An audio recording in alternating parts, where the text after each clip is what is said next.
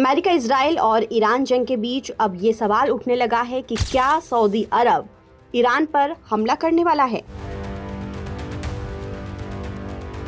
ऐसा इसलिए क्योंकि इजराइल ने ईरान और लेबनान में जोरदार हवाई हमले किए, तो जवाबी कार्रवाई में ईरान ने भी मिडल ईस्ट के कई देशों में मिसाइल और ड्रोन से हमले किए, क्योंकि अमेरिका और इजरायली सैन्य बेस इन्हीं देशों में थे। ईरान ने इतिहास में पहली बार सभी खाड़ी सहयोगी परिषद देशों सऊदी अरब, संयुक्त अरब अमीरात, कतर, बहरीन, कुवैत और ओमान को निशाना बनाते हुए बड़े पैमाने पर हमले किए हैं। इन हमलों में तेल और गैस से जुड़े ढांचों को खास तौर पर निशाना बनाया गया है।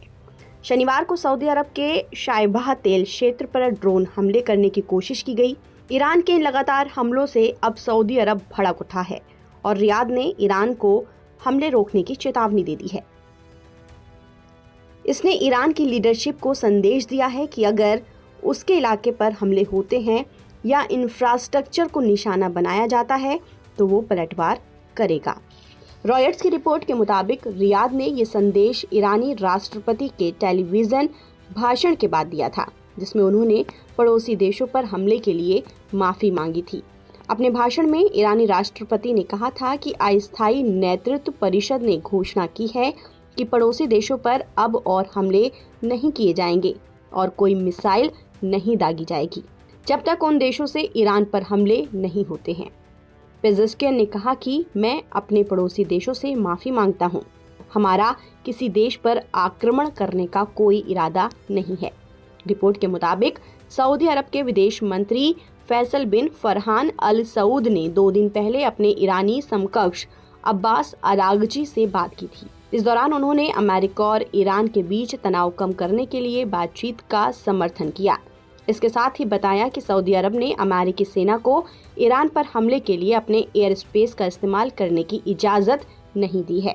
प्रिंस फैसल ने चेतावनी दी कि अगर सऊदी इलाके या उसके ऊर्जा ढांचे पर ईरान हमले जारी रखता है तो रियाद अमेरिकी सेना को ऑपरेशन के लिए मिलिट्री बेस का इस्तेमाल करने की इजाजत दे सकता है।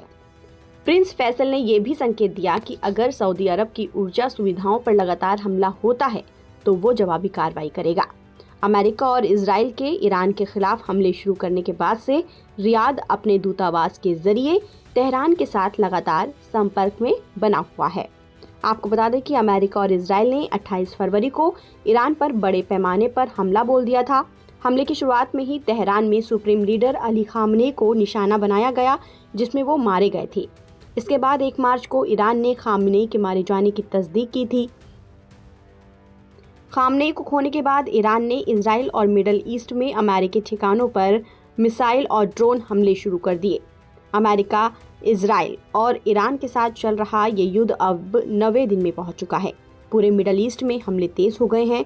स्थिति बहुत ही ज्यादा तनावपूर्ण बनी हुई है। अब आगे देखना होगा कि रियाद की चेतावनी के बाद ईरान का क्या रुख होगा। ताज़ा अपडेट के लिए आप बने रहिए नवभारत टाइम्स के साथ।